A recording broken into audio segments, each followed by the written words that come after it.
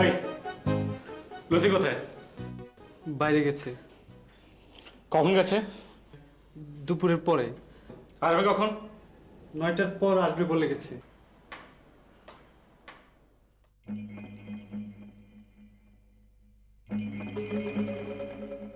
ওকে কার কাছে রেখে গেছে? সবারই খেয়াল রাখতে বলে গেছে। তোরা কই ছিলি? খেয়াল রাখিস না কেন? খেয়াল রাখিস না কেন হারামজাদা? হারামের বাচ্চাগুলো এখানে এসছে।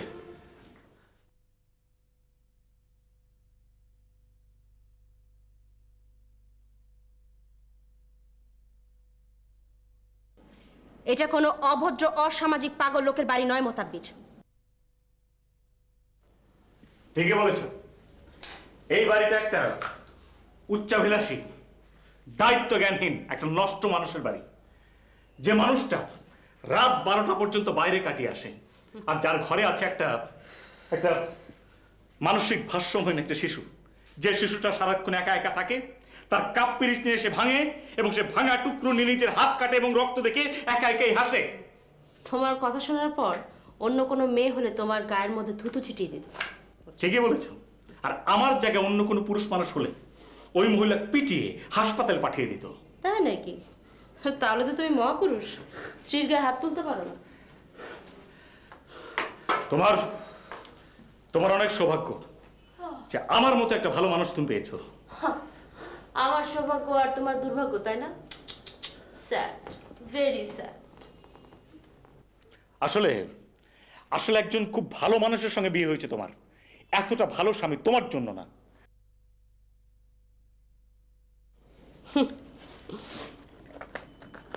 খুব ভালো মানুষের সঙ্গে আমার বিয়ে হয়েছে? ভালো মানুষ, ভালো স্বামী কে? তুমি? হ্যাঁ, আমি। বিয়ের পর থেকে আমি তোমাকে তোমাকে স্বাধীনভাবে চলাফেরার স্বাধীনতা দিয়েছি। তুমি হলো সেই টাইপের মেয়ে যে স্বাধীনতার অর্থ বোঝো না। তুমি সেই গোত্রের মেয়ে যে স্বাধীনতার অর্থ বোঝে না, যার স্বাধীনতার অর্থ বোঝে বর্বরতা, নষ্টামিতা। আমি বুঝে পাই না মানুষ এতটা নির্লজ্জ হয় কি করে। নিজেকে ভালো মানুষ হিসেবে দাবি করতে তোমার লজ্জা করে না? কি করে তুমি লাজ লজ্জাহীনের মতো নিজেকে ভালো মানুষ হিসেবে দাবি করছো? চুপ করো লুসি। আমি এই কারণে দাবি করছি যে একটা মানসিক ভারসাম্যহীন শিশুকে রেখে যে মা রাত 12টা পর্যন্ত থাকে সে একটা দায়িত্বহীন মা। আমি কেন, অন্য কোনো পুরুষ মানুষ হলে তোমাকে বাড়িতে ঢুকতে দিত না। তো তুমি সহ্য করছো কেন?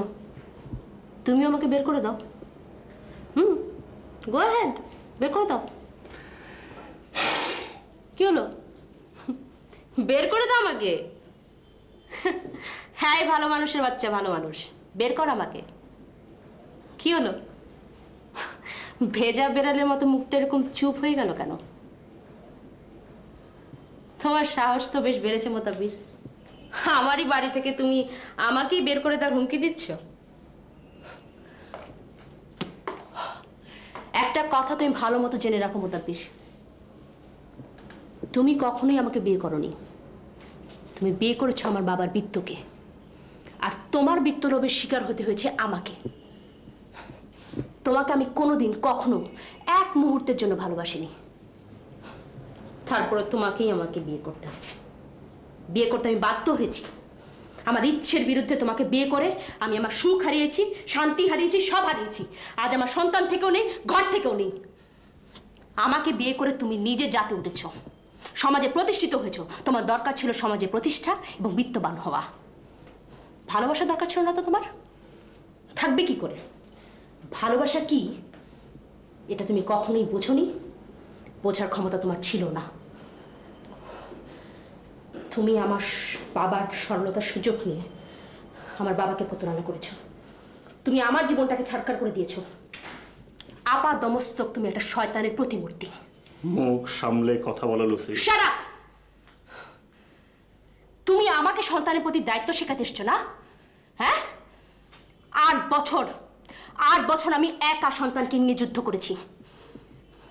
দেশ শেষ করে বিদেশে পীর ফকির কবিরাজ কোনো কিছু বাদ দেইনি আমি। আর তুমি বাবা বাবা নামের একটা কিট তুমি।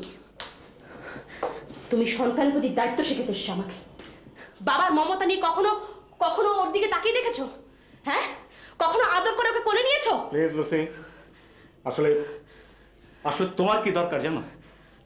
তোমার দরকার আমার একটা স্বামী যে কথায় কথায় উঠতে বসতে চড় থাপড় লাথি মারে এবং প্রয়োজনে হাত পা বেঁধে তালা মেরে দরজা আটকে রাখে। তো তুমিও চেষ্টা করে দেখো না সেরকম স্বামী হতে পারো কিনা। লুসি, প্লিজ তুমি এখন যাও, যাও। সেই অধিকার, সেই সাহস কোনটাই তোমার নেই।